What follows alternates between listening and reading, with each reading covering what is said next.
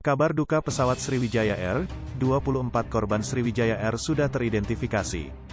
Dukcapil terbitkan dokumen kematian, pencarian dan identifikasi korban jatuhnya pesawat Sriwijaya Air SJ182. Di perairan Kepulauan Seribu, Jakarta masih terus dilakukan hingga Minggu, sebanyak 24 korban sudah teridentifikasi. Selanjutnya, dokumen kematian dari para korban itu sedang diselesaikan, Dirjen Dukcapil Zudan Arif Fakrullah menjelaskan.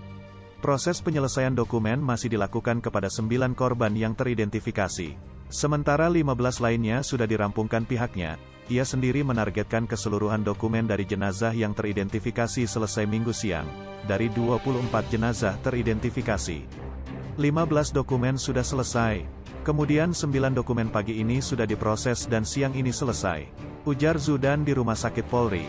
Untuk 15 dokumen itu, 2 diantaranya masih menunggu penerbitan. Zudan menyebut untuk dokumen yang sudah diselesaikan, maka pihak keluarga bisa membawa jenazahnya. Penyerahan tunggu kesepakatan dengan keluarga. Jadi 13 dokumen sudah selesai semua, sisanya 2 tunggu diserahkan. 9 dokumen pagi ini proses penerbitan. Tuturnya, proses penerbitan dokumen kematian disebutnya akan dipermudah dalam kasus jatuhnya pesawat ini. Pihak keluarga tak perlu ikut turun tangan. Karena sudah diselesaikan Dukcapil, kalau meninggal di rumah sakit tidak perlu pengantar RT dan RW, proses sudah dimudahkan agar ringkas. Pungkasnya, informasi selanjutnya, tentang pesawat Sriwijaya Air, tangis tak henti, dan kenangan rekan sejawat di pemakaman Pramugari 6R Isti Yuda Prastika, Pramugari 6R. Isti Yuda Prastika yang menjadi korban jatuhnya pesawat Sriwijaya Air SJ182 di perairan Kepulauan Seribu, pada tanggal 9 Januari lalu telah dimakamkan. Jenazah Isti sebelumnya telah teridentifikasi oleh Disaster Victim Identification Polri. Pihak keluarga pada Sabtu menjemput jenazah di Rumah Sakit Polri. Setelah dijemput, jenazah Isti sempat dibawa ke rumah duka di Pamulang, Tangerang Selatan, sebelum menuju tempat pemakaman umum Pondok Petir, Bojongsari, Depok. Isti nanti dikuburkan di dekat rumah orang tua setelah zuhur, ucap kakak Isti Irfan Defrizon, saat dihubungi. Jenazah Isti dibawa menggunakan ambulans Rumah Sakit Polri Kramat Jati. Isak tangis terus terdengar dari pihak keluarga. Keluarga Isti begitu ambulans tiba di kediamannya. Sekitar pukul 12.30 waktu Indonesia bagian Barat, Ibu Isti, Irianingsih, tak kuasa melihat peti jenazah putrinya. Lebih besar dari ibunda yang saat itu menggunakan pakaian berwarna hitam. Langsung mendekat ke belakang mobil ambulans. Ia terus memeluk peti jenazah anak bungsunya itu. "Adik, adik," teriak ibu korban yang terus menangis di depan peti jenazah. Jenazah Isti disalatkan terlebih dahulu di Masjid Nurul Hasanah, yang lokasinya tak jauh dari rumah duka. Sholawat berkumandang begitu jenazah tiba di rumah duka. Jenazah korban tak diturunkan ke rumah duka. Jenazah Isti segera dibawa ambulans untuk menuju TPU Pondok Petir, Depok. Sejumlah pramugari 6R juga mengantarkan Isti ke tempat peristirahatan terakhirnya di TPU Pondok Petir. Sebagian rekan Isti datang dengan mengenakan seragam pramugari. Sebagian laginya berpakaian hitam-hitam. Mereka tampak berdoa setelah prosesi penguburan selesai. Sebagian besar meneteskan air mata. Tak sedikit pula yang terus memandang kuburan Isti, seakan tak percaya Isti telah meninggal dunia. Rekan Isti, Olive Oyi Virginiasin mengakui, kesedihan sangat dirasa karena sehari sebelum kejadian sempat berbincang dengan almarhumah. "Ketemu Mbak Isti sehari sebelum terbang, kita sama-sama rapid antigen. Terus pulangnya bareng Mbak Isti, di situ ngajak terbang bareng," kata Olive saat ditemui di pemakaman Sabtu. Namun ajakan Isti itu tak pernah terwujud. Olive mengaku syok saat tahu pesawat yang ditumpangi Isti hilang kontak dan kemudian dinyatakan jatuh. Langsung syok, bahkan bukan syok lagi tapi jejeritan, katanya.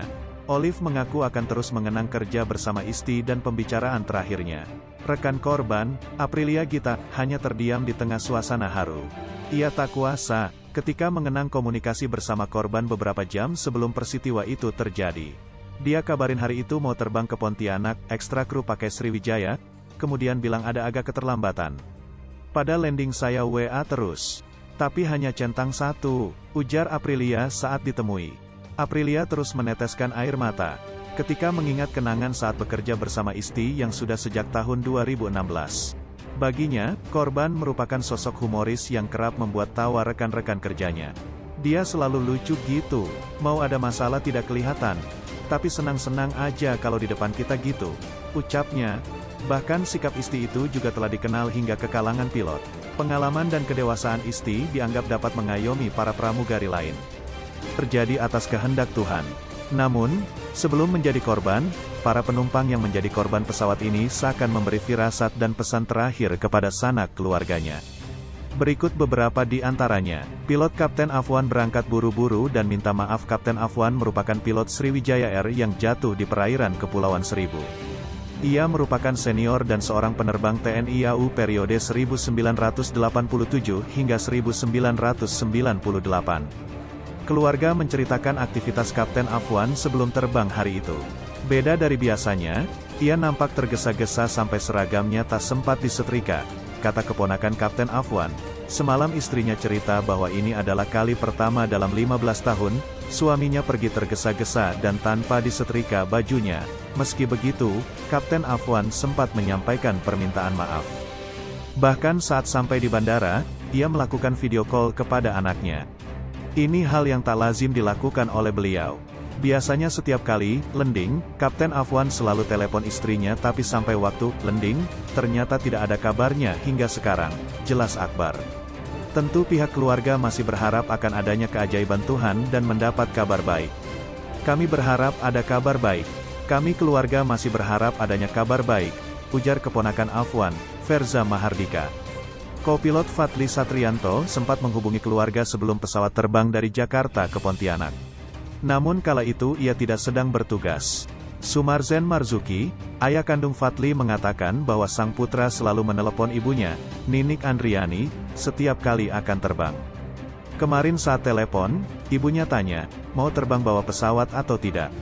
Dijawab tidak, kata sang ayah. Saat dikonfirmasi di rumahnya, putra bungsu dari 3 bersaudara itu bekerja di maskapai penerbangan NAM Air, yang merupakan anak perusahaan Sriwijaya Air.